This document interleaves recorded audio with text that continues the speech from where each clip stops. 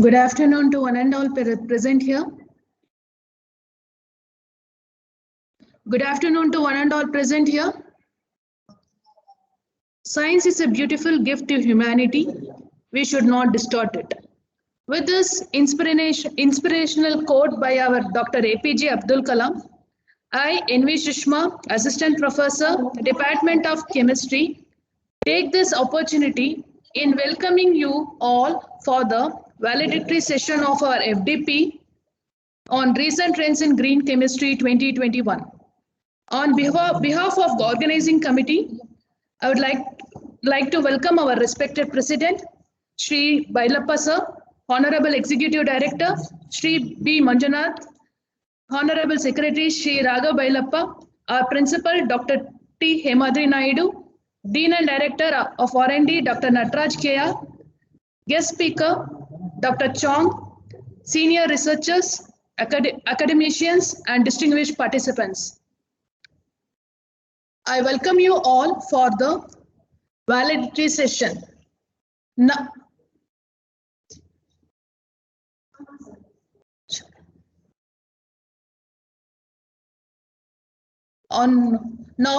I request Professor Shivraj Kumar to deliver the overview of FDP.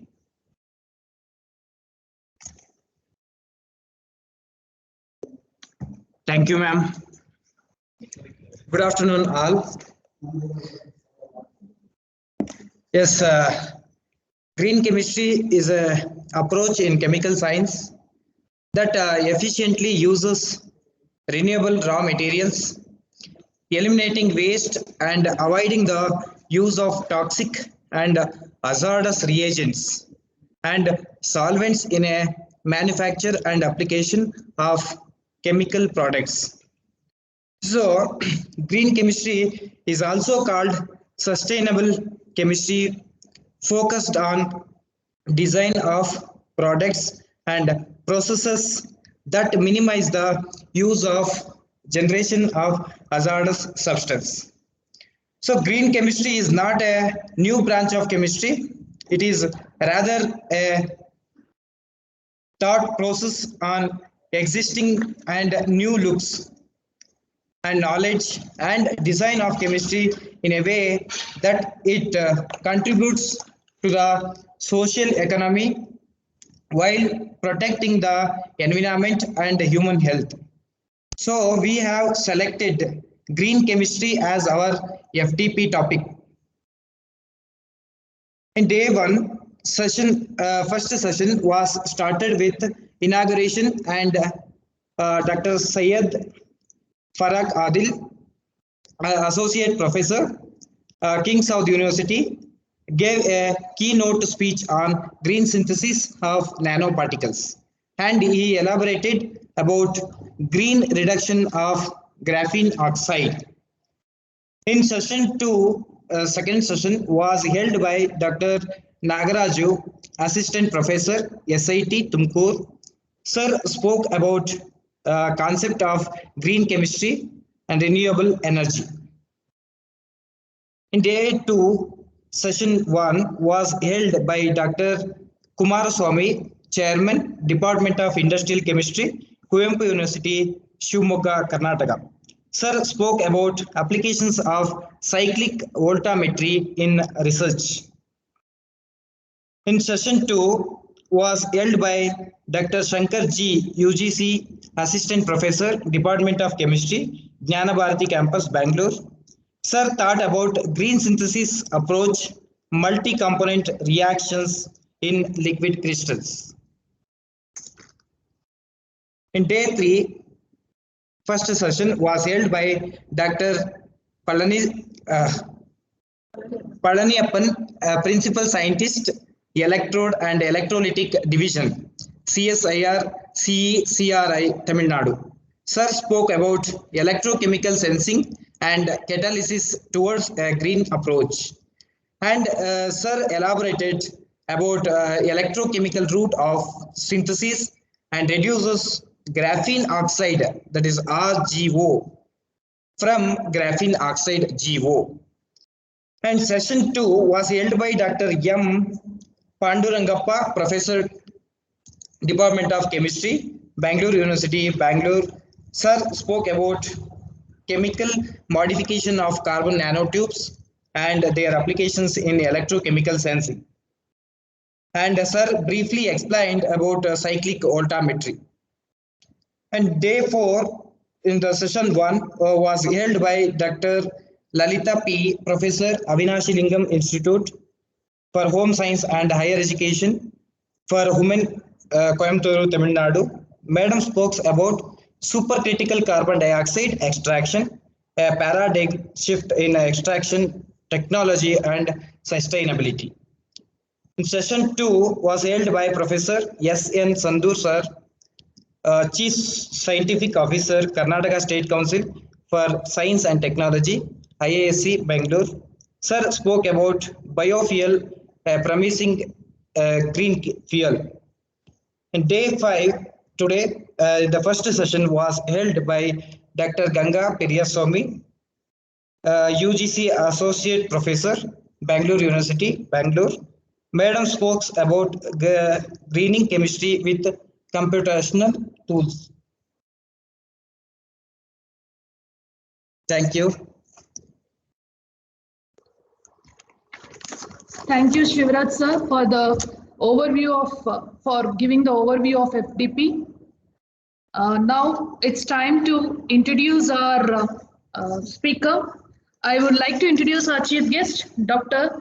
Kwok Feng Chong, University of Malaysia. Sir is a professor. He has done his BSc in Industrial Chemistry from Universiti Technology Malaysia in the year 2004. Sir's PhD is from Chemistry from National University of Singapore under the supervisor of Dr. Kian Ping Law. Professor Chong has more than 2 decades of working experience in industry and academics. Sir is also the member of professional bodies like Malaysian Institute of Chemistry, American Chemical Society, and associate member in IUPAC Division 1.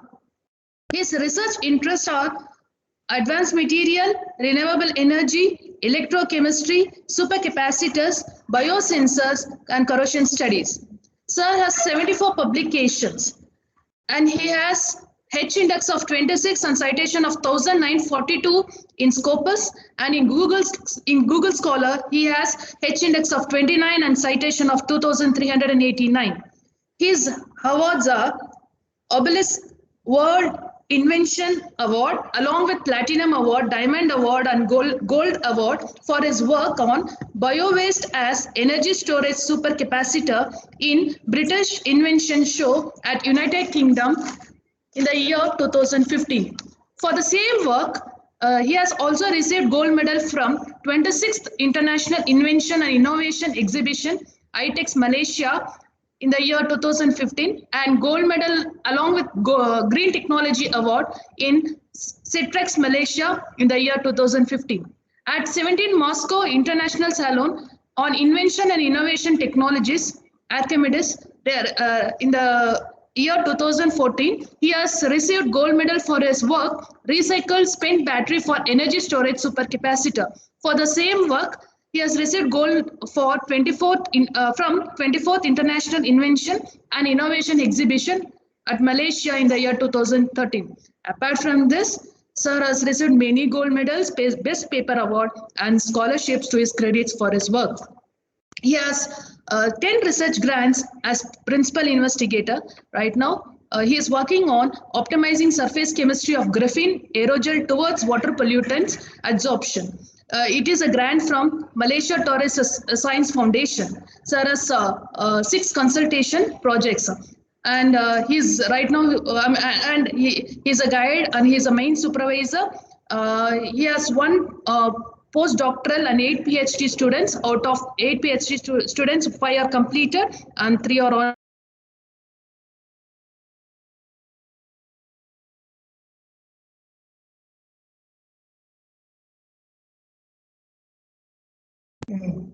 Sir has in evaluation experience as external assessor for BSc Hans Pharmaceutical Chemistry International Medical University, and he is also has evaluation experience as a panel and judge.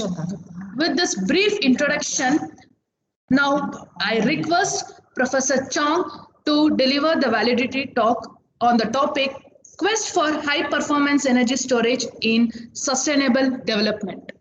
Sir, thank you, sir. Sir, now you can, I will make you as a presenter.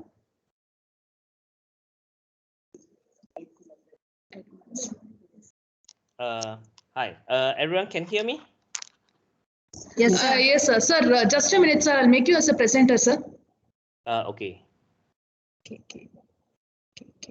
I on my camera already. I wonder whether you all can see me on the screen.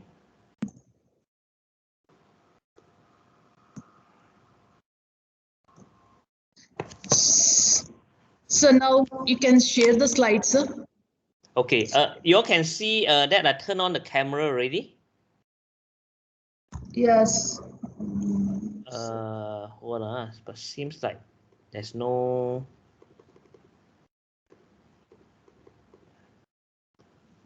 So can you able to share the slides, sir? Okay. Yes.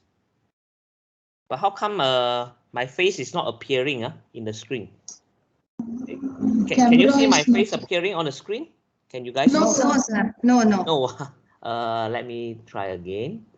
Sir, in settings, actually, yes, it has been disabled. Setting. Let me see. Okay, webcam. Okay, try again. Yeah. Okay. Yes. Okay. Yeah. Okay. Yeah. First of all, thank you, MC, for the very nice introduction on myself. And first of all, I'd like to thank you, Don Bosco Institute. So thank you for inviting me to deliver this lecture or sharing knowledge with you guys. And I would like to congratulate you all as well for successfully organizing this FTP with the theme of the green chemistry. So I believe that this is the very last day of this FTP. And the green chemistry right now is a very important trend in the world, which is aligned with the UN Sustainable Development Goal (SDG). So whereby not only we wish to develop our world, but at the same time we need to make sure that there is a sustainable development as well. So that's why I find this conference or this seminar to be very timely. So whereby you could address and invite the speaker to talk about the green chemistry. Okay, I start presenting my slide. Okay. Yes, sir. Yes. Slide is visible, sir. Is in full screen? Yes, sir. It is in full screen. Okay, let me start the topic of my talk today. So yeah, thank you for your patience, and I'm going to share with you guys about 30 minutes on my talk on the quest for high performance energy storage in sustainable development. So as we all know that, so in order to develop our world, we need to make sure that we develop in the sustainable way. And in the process of developing the world in a sustainable way, so we cannot run away from the energy, because we need the energy to generate the energy in order to power up our electrical appliances. But at the same time, we need the device whereby we can store the energy. So I introduce myself. My name is Chong. In general, my family name is Chong. So with the name Kwok. So currently, I'm serving at Universiti Malaysia Pahang, serving as a professor, and at the same time, I'm the Chief Strategy Officer for the university as well, which I overlook for the university strategic planning and the university ranking as well.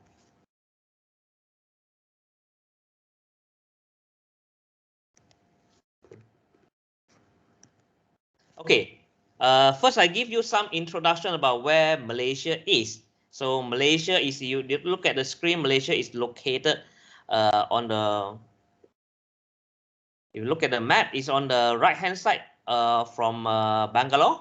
So the distance, if we measure by the map, is roughly about 2,800 kilometers. So if we take the flight, roughly it will take you about 5 hours 5 to 6 hours flight from Bangalore to Kuala Lumpur, the capital of Malaysia, whereby from Kuala Lumpur you need to take roughly about 2 hours drive to reach the university where we call University Malaysia Pahang. So University Malaysia Pahang, if you look at the map over here, the picture over here, that is our buildings for the University Malaysia Pahang, the office admin building. So we are located at a very strategic position whereby we are very near to those industrial areas that we can serve to industry partners very well. And if you look at the buildings on top over here, these are the classroom whereby the student can enjoy while having their class. They can enjoy a very nice scenery view on the lake, and we have the very large piece of the green land. And on the right hand side, this is the library.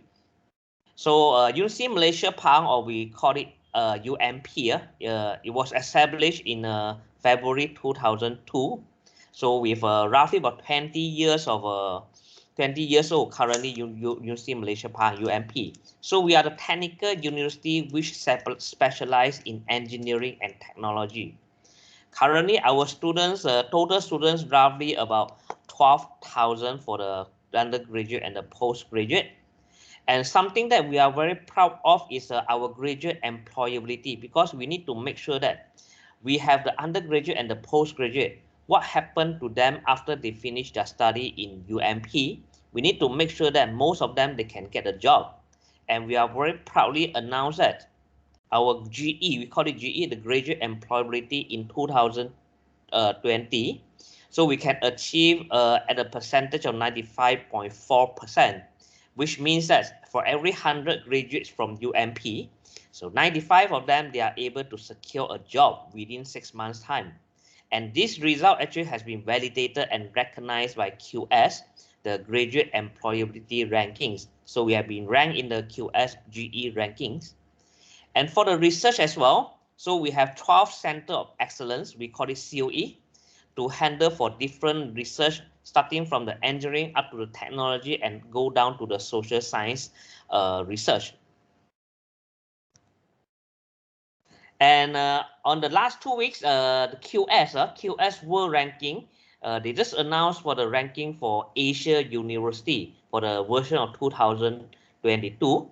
So UMP is proudly, we announced that we have been ranked in the rank of 129 in Asia. So this is a very encouraging news for the university, whereby we only less than 20 years old and we are able to rank in the top 129 in Asia. That is comparison with all the university in Asia. So if we look at the history, the development from UMP starting from 2018, whereby we start joining the QS World University Ranking in Asia. In 2018, we have been placed in the rank of about 201 to 290 in the band. But within the 5 years time, we are able to climb more than 150 spots, 150 rank in 5 years time. So this is a very, I would say that is a very good achievement. And I would like to congratulate to all the UMP staff and all the stakeholders who is contributing and working very hard to make sure that we are developing, we are developing the university in the correct position, the correct direction as well. Okay, that is a finish on what I wish to talk about my university. So right now I would like to go into the details, the core of my presentation, which we are going to talk about the sustainable development. So when we call about the sustainable development, the first thing we'll think about is in order to create a sustainable city, or in short, we call it like the smart city. So what are the elements that should be included in the smart city or sustainable city? If you look at the diagram over here, actually you need to overlook quite a lot of important elements, something like the traffic management, the education, intelligent shopping, Internet of Things, smart health, public safety, and so on. If we look at all these, so there are two very important elements which is very related to what I'm going to present today, which is the first one is electric vehicle charging. So as you're aware, right now the global trend actually is going towards the electric vehicles, so which we call the EV. The US, Europe, and China, they are competing with each other to develop or to build their own electric vehicle, because this is going to be the future trend, the electric vehicles. And in order for the electric vehicle to get charged, you need the energy. You need energy in order for the charging for the EV. So where does the energy come from? We need to refer to the smart energy, or we call it the energy must be in the sustainable way. You cannot charge an EV by using the very conventional energy generation, like the coal power generation of the energy. So in this case, you are not going to generate a sustainable development, because during the process of using the coal generation power, you are going to produce a greenhouse gas emission. So you need to really look at how does this energy can be generated in the green way, or we call it in a sustainable way.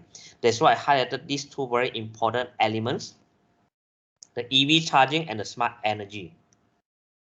If we look at the global EV sales in 2021 alone, even though that the global has been challenged, the production and the sales has been challenged by the global pandemic, or we call it global pandemic or endemic of COVID-19. But you can see that since the second quarter of 2020, the sales is keep on going up. And in the Q1 of 2021, it slightly go down. But starting from Q2 2021, it start going up again. And there is a very significant trend on this is you need to look at the very dark blue color. China, which is accounted for the largest human population in the world. You can see that their effort in moving from the conventional car into the EV. You can look at the increasing the usage of this in China of the EV. So the global EV sales actually is set to double to more than 7 million in 2021. So the battery in EV, for sure that we know, because in EV we are not using the combustion engine, so you are not using the petrol, but instead we are using the battery to store the energy and power up the car engine. So whereby we have the power up, or we call it the traction motor. The traction motor in order for the vehicle to move. So the very important elements in the EV vehicles actually is the battery. You need to look at this. Mainly the battery in the EV actually is located at the base of the car. But where does we get the energy to charge up the EV? If we look at the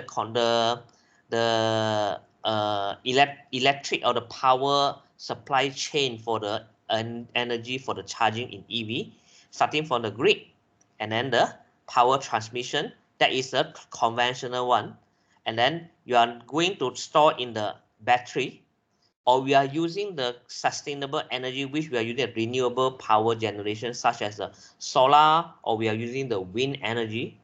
But ultimately you are going to store in one device, which we call it as the energy storage, before we can really put up into the station and let the EV to get charged. So the battery is a very important element in the development of the sustainable world. So whereby you need to develop the EV, but in order to have this EV to really to go into the market, you need a very good battery, so that you can keep on storing the very high energy in your device. So that is how the motivation for my research come from, whereby I form my team to have a quest. I call my team members in my group we need to have a quest for the high energy storage. And today I'm going to present on the journey of my the part of the journey of my quest within my team. And energy storage device. So there are two conventional energy storage device which can be separated into the battery, like what we use in your cell phone, in your laptop, or in any electrical appliances like your cell phone, laptop, or your torchlight. On the second part, you have the capacitor. Capacitor is also a form of energy storage device, whereby it can give you a boost in terms of the energy. That's why it has a very high power. It's a high power energy storage device. But most of the people, they will ask, what is a capacitor, or we call it as a supercapacitor? The capacitor actually is a supercapacitor is a composite. It's a composite whereby when you during the charging, all the electron actually will transfer into the ions, and then all the ions actually will get stored onto the material of your device. And you can see here, so once we charge it, the electron, when you get into the interface to the material, so it will the charge will get transferred into the ions, and then the ions will get will store on the interface of your electrode material. And when you need to use it, within a very short one, because they are storing at the surface of your electrode material, within a very short time period, like 5 or 10 seconds, you can discharge them very fast. All the ions will get transferred back onto the circuit and get into the electron and power up your device. That is a supercapacitor. So supercapacitor is an alternative energy storage device, and it has a higher power density than the battery. Means that if you need to use the energy, it can deliver the energy at a very fast rate. Same goes to the delivery. When you can deliver at a very fast rate, at the same time, it can charge up very fast as well. The supercapacitor can have the very fast charge and the discharge time. And if you look at the principle of the storage for the supercapacitor, actually it involves the storing of energy, the charge on the surface of the electrode material, whereby it doesn't involve the chemical phase changes. So that's why it theoretically it have a very high infinite charge and discharge cycle. If we look at the global market for the supercapacitor, which has been done by the Precedence Research, you can look at over here. Starting from 2016 to 2027, the expected in 2027, the global market for the supercapacitor can go up to 15.9 billion US dollar. Is a very huge number for the global market. And this diagram on the top is a diagram plot to tell you the energy density and the power density relationship between the battery and the supercapacitor. If we look at the conventional battery, it has a very high energy density, but at the same time, it has a very low power density. If we look at the ultra capacitor or the supercapacitor, it has a not very high energy density, but it has a very high power density. So this is not up at the research stage. Actually, the supercapacitor has been used in some parts of the world already, in some big scale applications, such as in China. In China, if you can see, there is a bus, right, that is shuttle between the city of very small, very short distance, whereby the bus is fully powered by the supercapacitor. So the supercapacitor is able to charge up to 30 seconds, very fast. 30 seconds able to fully charge. And this is a time whereby they stop at the bus stop, the bus station, whereby when they need to let the passenger to get up or go down from the bus. And this is a period 30 seconds, they use it to charge up their bus. And once finished charge up, you can use it to run for another 5 kilometers before you reach another bus station, and for the charging and discharging again, And it shows that this supercapacitor actually you can really develop in the real market. Maybe using the diagram plot, many still wonder how does a supercapacitor and the battery works. If we look at the supercapacitor, we try to use an analogy like the water. You have a very small, let's say we visualize that the energy is a water. It's a water. How much water you can store in a cup? The glass actually refer to the cup here over. Actually, we refer to the device, which is a the capacitor. It's a very small glass. So the conventional capacitor, it can only fill up a very small amount of water. But when you need the water, you can just pour it out very fast. So it actually tells you that the energy or the energy of the water can be stored in the capacitor at a very small amount, but it can release at a very rapid rate, or it can store at a very rapid rate. If we look at the battery, if we visualize energy is some kind of is a water. The battery is a water dispenser that we use in the office. When you need the water, then you just need to plug into the water dispenser, this huge bottle of the water. But this huge bottle of the water, the opening here is very, very small. So if you need to get the water out, what will you do? You turn on the valve, right? So then you need to let the water to flow out. And this water flowing up process is very slow. When you need the water, if you are very thirsty, you turn it up, so it will come down very slow. So it's a very different from the capacitor, whereby you need the water, you can just pour it out very fast. At one shot, you can pour out all the water, means that all the energy. But for the battery, no, you cannot pour them out at one shot. You need to let them pass through this small opening. But at the same time, you can see that the water dispenser bottle here is very huge, whereby to tell us that it can store a very large amount of energy. So the supercapacitor is something that we want to develop, whereby we need to make our glass to be very big. The size will be something like the water dispenser bottle big, but the opening is not as small as the water dispenser. We need to make sure that our opening for the glass is very huge. Means that if you need to use the water, you can pour it in very fast. You can pour it out very fast. If you want to charge it back, you can pour it in very fast as well. So that's the setup, or the layout for the supercapacitor, whereby you have two electrode plate with the electrode material, which is separated by the separator. We have the current collector, we have the electrode material, and then we have the separator which immersed in the electrolyte. And what are those common materials to be used in the supercapacitor as an electrode material?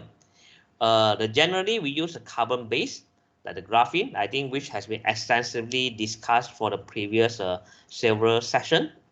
You can use a nanographene, single-wall carbon nanotube, multi-wall carbon nanotube, fullerene, or the carbon black nanoparticles. Or we can use a metal oxide as well, the manganese oxide, the copper oxide, the ruthenium oxide. We can use a metal oxide as an electrode material. Or we can use a conducting polymer like the polyaniline or the polypyrrole as an electrode material in this case. And in today's topic, we are going to focus on the metal oxide based supercapacitor. There are two types of supercapacitor that we talk about. The first one is an electrical double layer capacitor, whereby most of them depends on the carbon materials. The principle of the charge storage is through the ion adsorption, and this has a very high stability, but at the same time it has lower density as compared to the other part. The other part is a pseudo capacitor, whereby we use a metal oxide or the conducting polymer.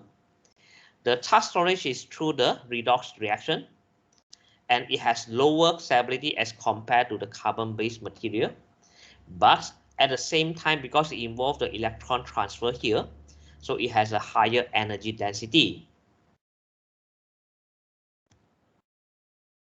So it begins a quest for our high energy supercapacitor. We need to find the material whereby it can store a very high energy. So the generally normal electrolyte that to be used in a supercapacitor is a potassium hydroxide and a sodium sulfate. If you look at the potassium hydroxide, it's only the plus one ions. The reason why we use potassium hydroxide because it has a very high ionic mobility, so it can move very fast. And then if we look at the other one, we use a sodium sulfate. Sodium sulfate, the reason why we use sodium also Na+. We use sodium sulfate because we need to maintain it in the neutral condition. But these two, there's a limitation for the usage for these two electrolyte material.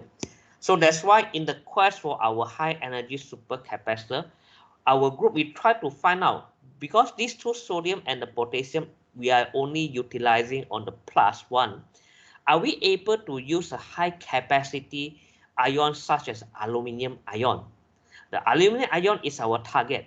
What if we replace the sodium and the potassium in the electrolyte instead, and we use a sodium, we use aluminum, because aluminum is with the +3. For one ion of aluminum, it can carry 3 positive. So it is far more higher than the potassium and the sodium. And at the same time, it also has a very small radius for the aluminum ion.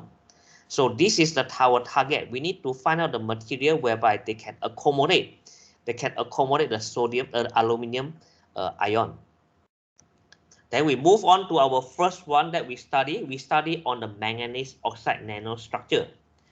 So as you know that manganese is a naturally abundant minerals, whereby we can find the manganese at a very abundant in the nature.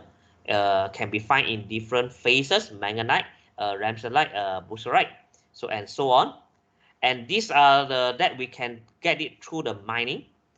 But at the same time, we can develop, we can synthesize the material, the manganese oxide, through the lab as well.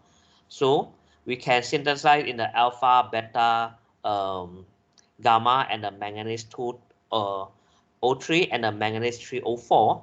And each of them actually they are having the different crystallographic structure. So our target in the first place, we are going to target on the manganese nanostructure. So where are we going to get our manganese source? Then we look around, because we need to promise on a sustainable development. So we look around and then we found that. So we are going to use an alkaline battery. So for the alkaline battery, so if we know that the alkaline battery is very rich in the carbon and the manganese, that is the primary battery, whereby after you finish using, we are going to discard it away. But inside still contain a very high percentage of the manganese oxide. According to the study, it contains about 26% in weight in the spent alkaline battery. So our target is we are going to recycle the spent alkaline battery, the manganese oxide, into the material that we can use in a supercapacitor. So we use the electrochemical deposition method to deposit the manganese onto the electrode material and form back into the manganese oxide. If we look through the cathode material originally before the treatment, it's all of them they clump together. But after we run through the electrochemical deposition, it is all of them actually they form into the nano flower shape of the manganese oxide. And we run through the cyclic water method to prove that the charge storage on this manganese oxide actually has been improved as compared to the pre-treatment. Yes, it already has been improved by minimum of 4 times. So that is the formula of the conversion of the manganese oxide into our manganese MnO2, the oxidation. So if we study on this manganese, and then we found that manganese oxide either in different phases, we found that the radius for the aluminum ion, 3.75 angstrom, actually is far more smaller as compared to the crystal void of this manganese oxide. But somehow we need to run this testing in the sodium sulfate electrolyte, because when we put in the aluminum ions, the result that we get is very, very bad. So we attribute this scenario is this aluminum ion is not able to get trapped inside the void of this manganese oxide. So we have no choice that we have to abandon the idea of using the aluminum ion on the manganese oxide electrode material.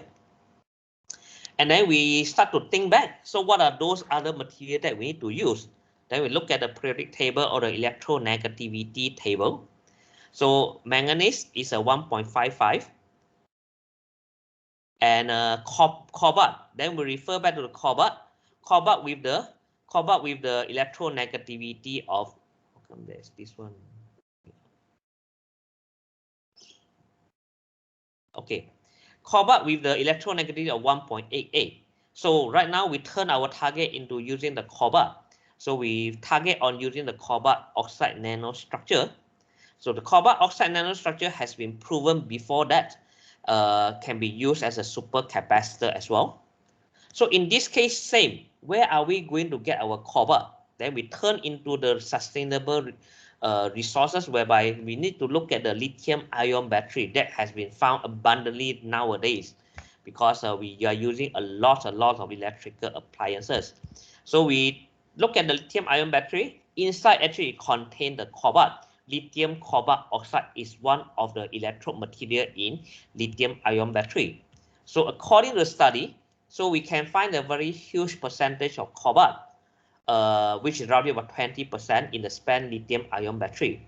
So we are going to do the treatment to convert this cobalt into the useful material. So in this case, we use the electrode deposition process as well, but at the same time, we are using, because the cobalt is a ferromagnetic, so we are using the magnetic force in order to align the deposition of this cobalt onto the electrode, so that it can form into a very nice hierarchical cobalt oxide nanostructure. So which we can help the ion absorption. Why we will stress on we need to get all this sheet structure? Because if we have the sheet structure, it's easier for the ions to deposit on top of it for the such storage. So we've proven that without the magnetic field, all of them actually they clump together, that's forming the nano flower. But under the influence of the magnetic field, we are able to get a very nice sheet layer, whereby all of this paddle allow us to store the ions onto it. And this is the TM picture of our nanostructure of the cobalt oxide. And we compare of their performance. Yes, it can show us a very high performance with the cobalt oxide that has been deposited by using magnetic field. We can see that it has a very high charge storage, which should go up to about 1000 farad per gram. But the drawback for this is it doesn't fit into our original quest, whereby we need to find the material can accommodate the aluminum ion. So this is not successful, because when we put in the aluminum ion, it couldn't store the charge. This performance can only be achieved in the potassium hydroxide electrolyte. Then we further investigate, and we found out that the interlayer spacing of this cobalt oxide actually is only in the range of 2 angstrom. So which is the aluminum ion in the range of 3.75, not able to fit into the interlayer spacing of this cobalt oxide. So we have to find another material in order to fit our aluminum ion. Then we turn to other material, which has a higher electronegativity, because we want to really hold this cobalt. So we turn onto the tungsten with higher electronegativity. So for the tungsten, for those who have studied on the tungsten before, I think you're well aware.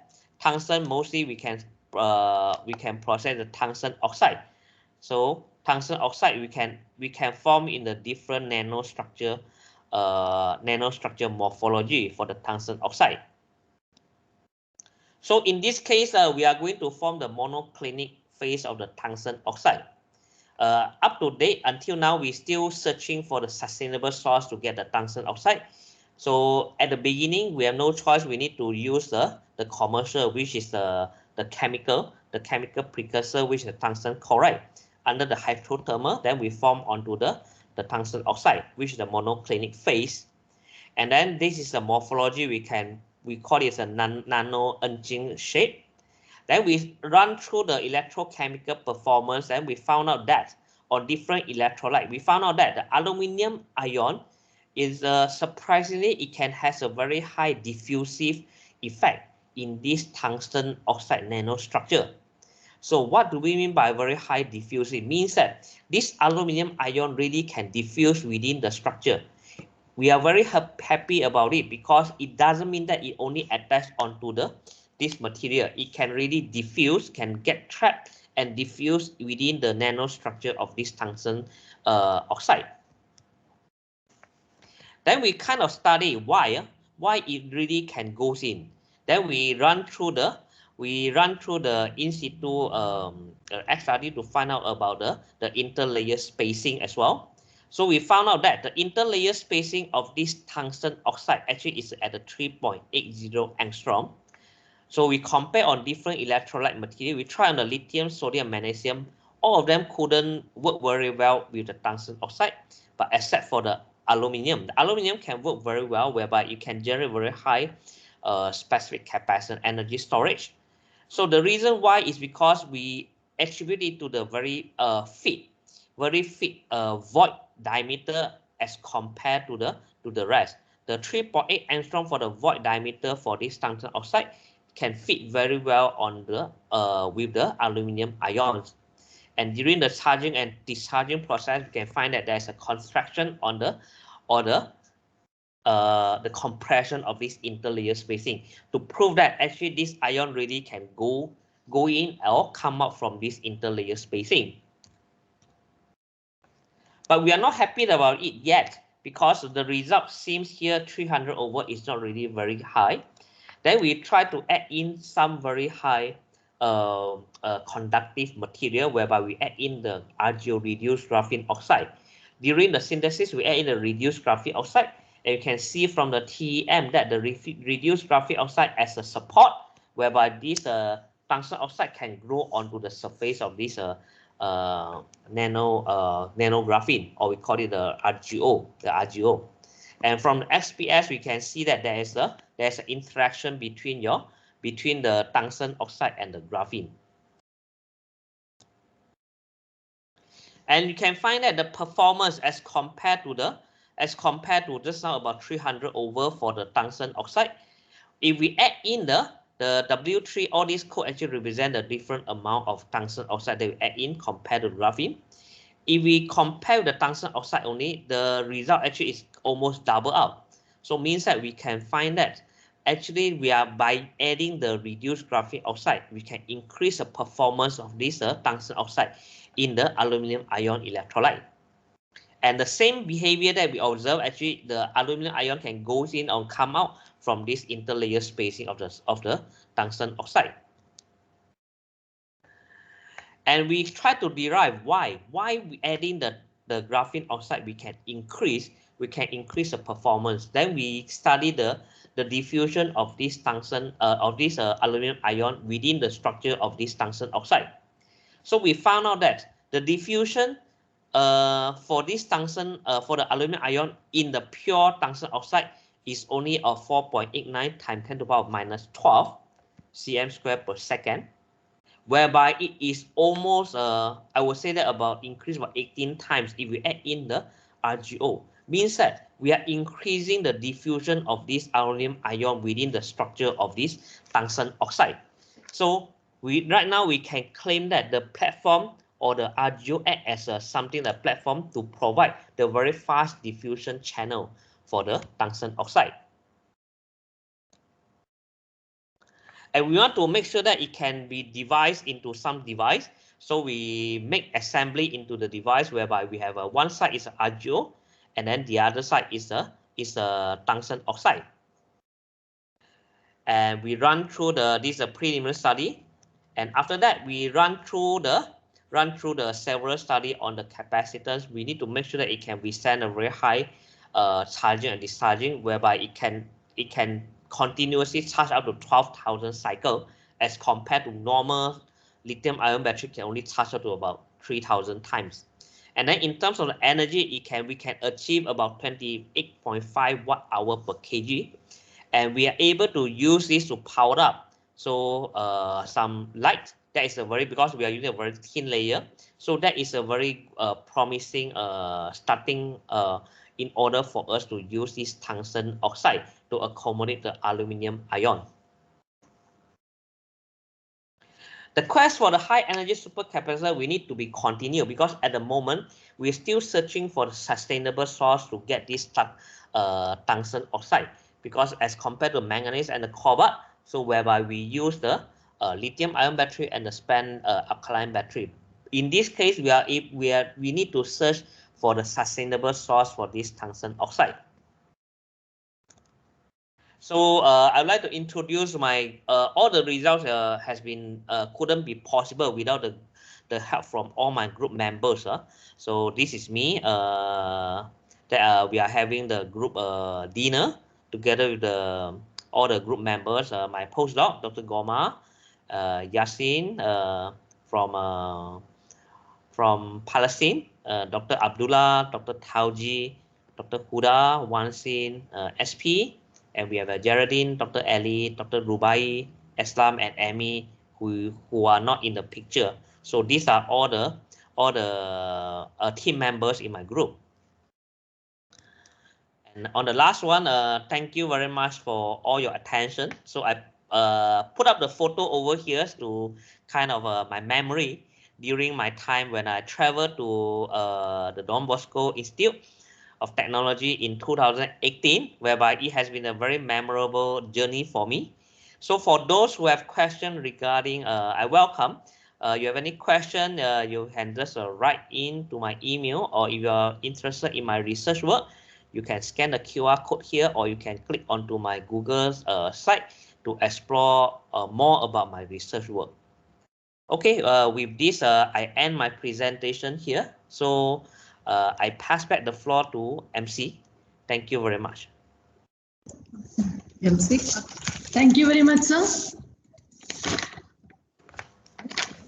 Since we are working for the project tungsten-based nanomaterials, we have explained much on applications of tungsten-based nanomaterials.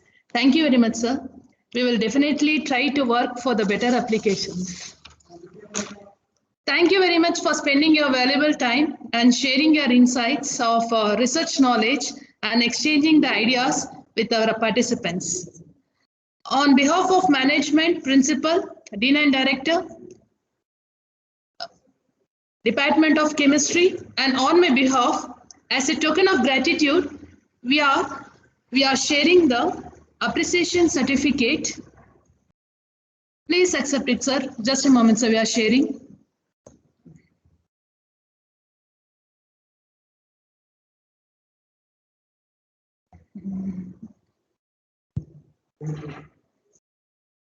It's shared, huh?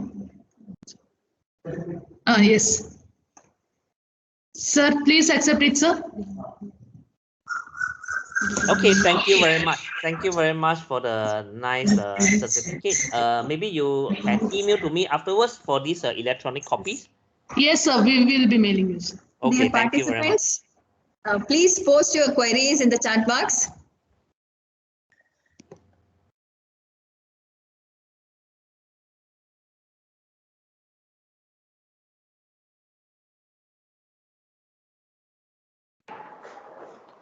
So there are no queries. There are feedback like very good lecture, nice information, very nice presentation.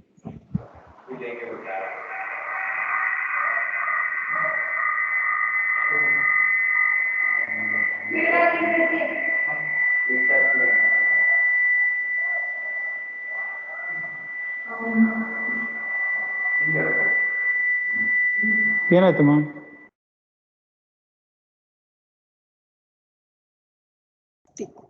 Now I hand over the session to Manjunath sir. Manjunath sir.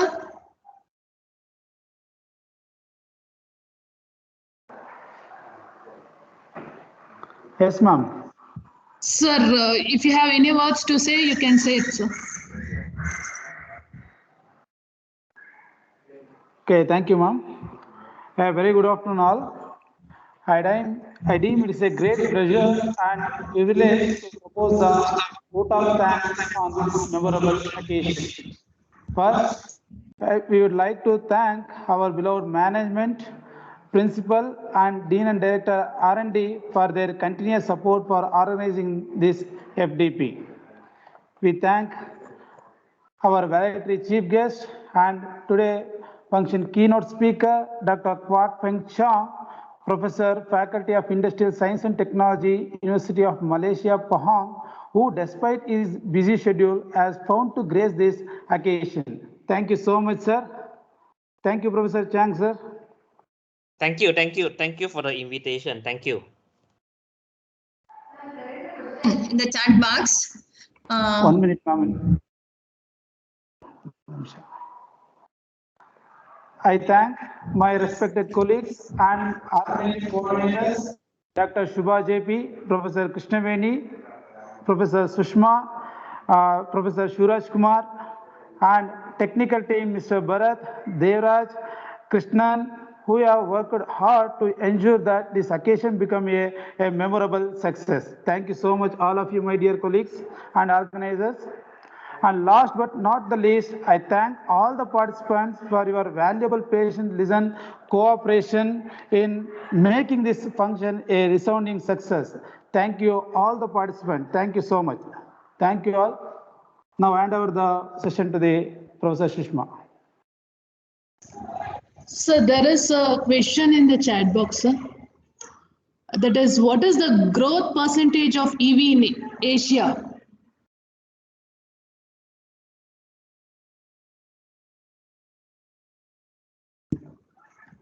What is the growth percentage of EV in Asia?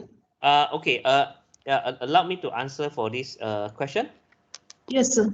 Okay. I give a very brief answer on this. Actually, it's a very good question on this.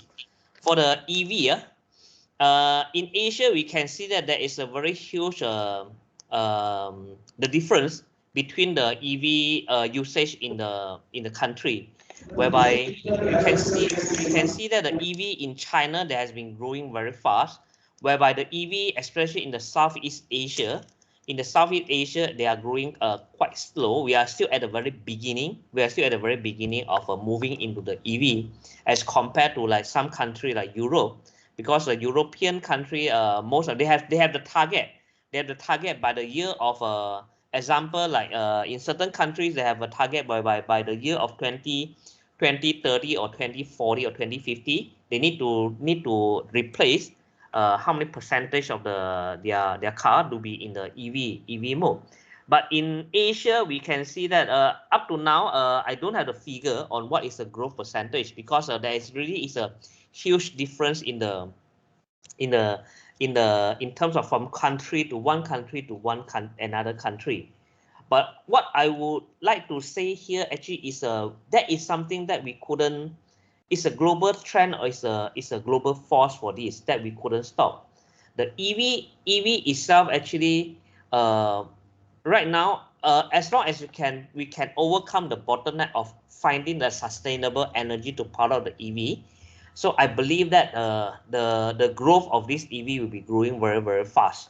So that is what I can comment on the growth of this EV in Asia. Thank you. Thank you very much, sir. There is one more question, sir, from Kailash. Is lithium-ion batteries the only option as per EV is concerned, or any other batteries are in making for this? Okay, this is a good question as well. So at the moment, yes, lithium-ion battery is the only commercial battery that has been used in EV in the market. But as we know, there are some study by some different companies. I didn't name the company's name over here. So they are studying on the aluminium. They are studying on the aluminium, whether can we replace the lithium with the aluminium. So because the aluminium is the one that we can find it, because right now where to find this lithium, so need to go down to the mining, and then most of them actually need to refer back to the China. The China account actually for almost about 70% of the global mining of the lithium.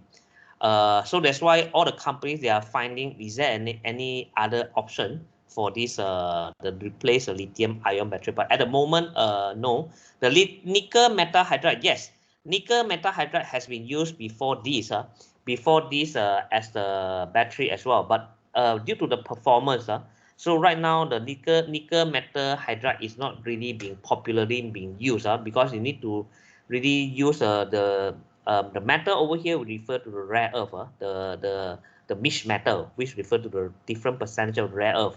So which to be very costly. So that's why most of us right now, we sort out to the lithium-ion battery. I believe I answer for both comments already, right? Sir, I have one question, sir. Yes, please. Is lithium source sufficient? Lithium source? Source of lithium is sufficient to run the world? At the moment, no, as I mentioned.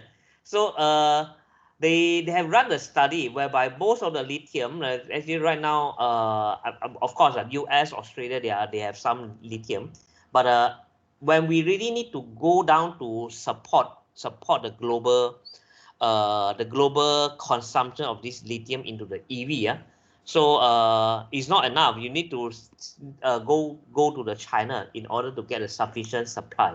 So at the moment still sufficient. But if you really need to go into the global implementation of the EV, so no, we need to really most of it has been held in China. Sir, one more question we have received from Professor Swastika Das.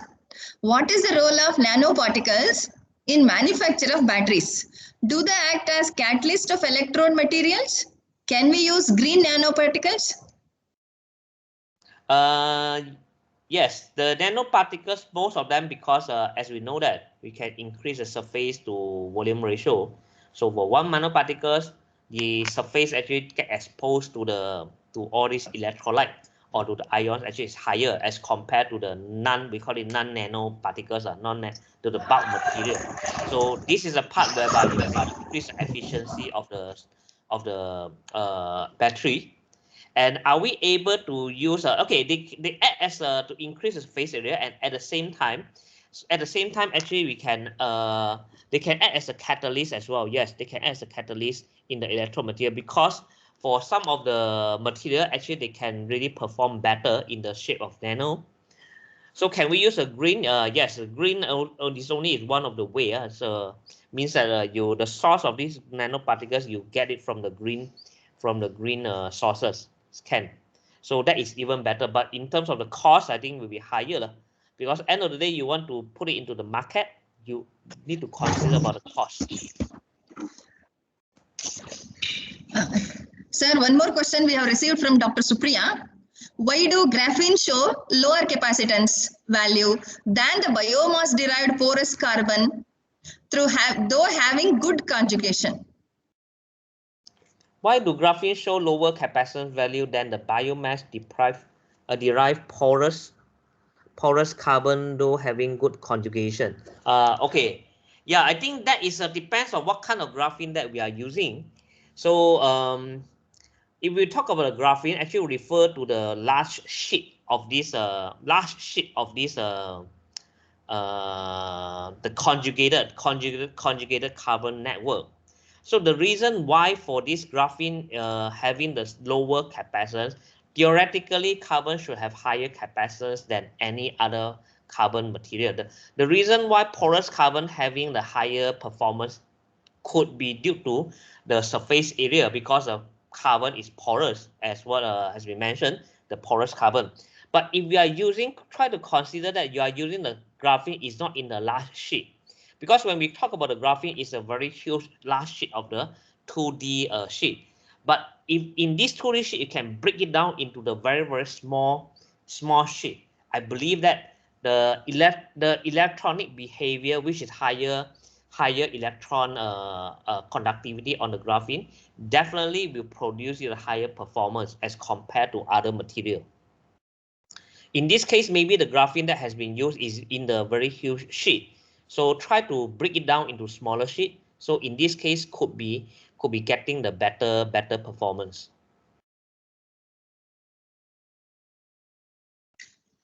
Thank you, sir. Okay. Participants, if anybody is interested to give feedback, please raise your hand so that we will allow you the mic.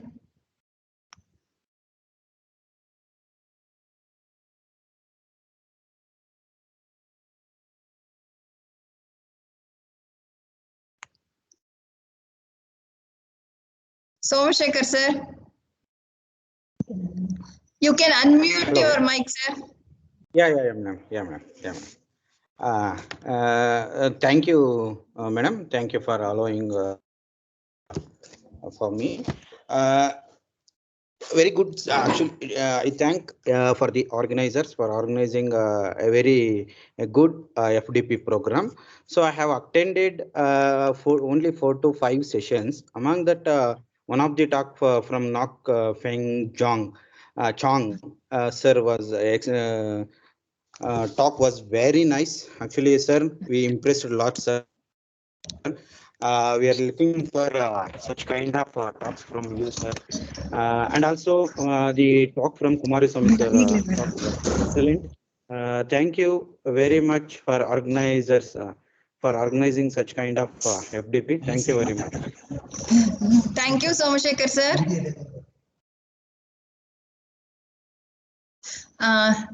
Next, Professor Mahesh sir from JSS. Sir, sir, you can unmute your mic, sir. Am I audible, madam? Yes, sir. Okay. Let me thank you and your team for arranging such a wonderful program. Because of some predefined work, I could not attend all the sessions, but I have attended around 5 to 6 sessions. So most of the sessions were very inspirational for young researchers. Even I asked my students to attend other programs, which I could not attend. One point. Second point is the lectures were very informative, and they were demonstrating rather than giving knowledge. So it impressed me. So I am very thankful. And another thing is it possible to share the speakers' information so that for our future collaboration, we can contact them. We can Sure, sir. also work with them, including Sure, the sir, current Professor Feng Chong, because the power sector, many people are working in India, and in Bangalore also many people are working. It may help us. I request to share the contact details. Sure, sir. And totally it was a good program, madam. Congratulations to all of you. Thank you, sir. Thank you. Thank you,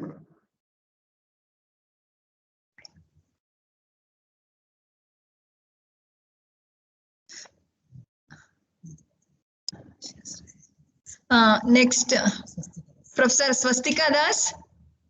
Madam, I am allowing you mic. Please unmute your mic. Hello, good afternoon. Am I Good audible to afternoon, you? ma'am. Yes, ma'am. So at the outset, I want to congratulate the entire organizing team for conducting such an wonderful FDP. And it was very, very helpful. I have not missed any session, attended all the lectures, and I have questioned also, collected email IDs also. And actually, I liked the first day keynote speaker, Dr. Syed Adil, and then a madam who has told about the carbon dioxide, how we can use that extraction of different materials using carbon dioxide, and Dr. Palani Swami, Dr. Pandurangappa, they have their lectures are very informative. So what is the purpose of this FDP? That is imparting knowledge about the green chemistry and the idea about the green chemistry, how the world is going, and trying to lessen the environmental pollution. I think that objective is achieved, and therefore we have learned a lot. Those participants who have listened to the lectures, it is actually an international level FDP you have organized, and that's why I want to congratulate you, and I want to wish all of you all the best for all of your future endeavors. And I hope out of this I may collaborate with some of you if you are interested. My number is also there with you, Dr. Subha. So Yes, ma'am. I am looking forward to all of you. And if I visit to Bangalore, I will try to meet you. Thank you so much. Thank you, ma'am. Thank you so much. Thank you, sir. Thank you all, sir. Thank you all the participants. So is anybody willing to give feedback about our FDP? Okay. Feedback link will be shared to you soon in the chat box. Tomorrow we are going to share the link for overall feedback of FDP through WhatsApp group. Please fill the link to get the certificate. Thank you, Chong sir. Thank you so much. Thank you all. So with the speaker permission and participant permissions, we are going to end today's session. And hereby we are concluded our FDP. Thank you all, my dear participants. Really, your feedback and support is motivate us to carry out the offline FDPs and conference and all. Definitely, we will consider your request and appreciation and the suggestions, and definitely we will do the upcoming activities with your support and love. Thank you. Thank you all.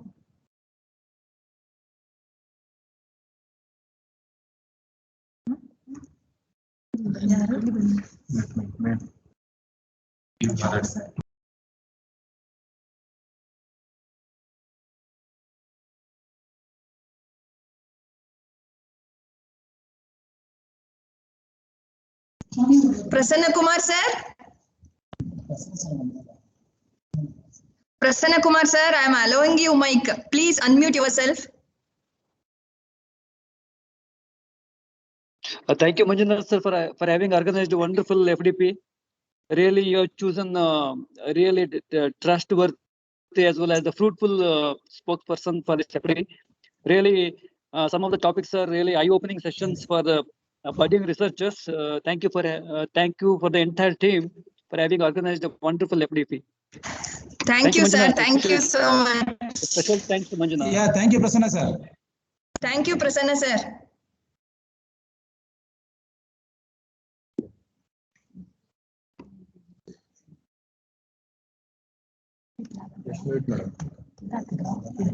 ಹಾಕಿದೆ ಅದೊಂದು ಸ್ವಲ್ಪ time ಆಗಲಿ ಮತ್ತೆ ಇದನ್ನ ಹಾಕ್ಬಿಡ್ತೀನಿ ಒಂದು message ನಾಳೆ over all feedback